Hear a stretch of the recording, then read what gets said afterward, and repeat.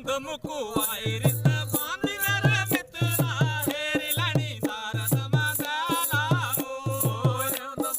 आयरित बांधी मेरे मित्रा हेरी लनी दारद मंगला।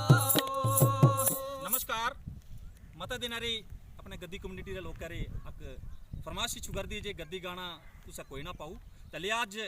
अस बेशुरिया दा रदम दाले बड़ी खूबसूरत बड़ी प्यारी जगह ते मेरे साथ हैं मास्टर सुदेश सुजान, मास्टर राकेश सुंडाल, सुभाष सुजान जी बड़े अच्छे कलाकार बड़े अच्छे ढोलकी मास्टर अरविंद ब्राह्मणों ते सुभाष ब्राह्मणों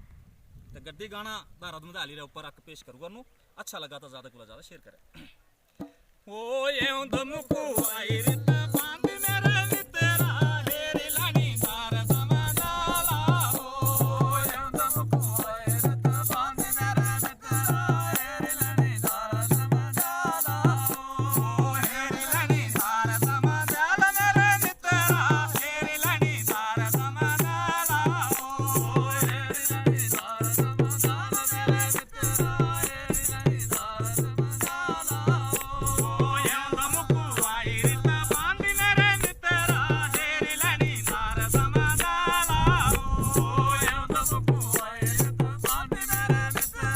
हेरी लनी दारद मंगला। पदरी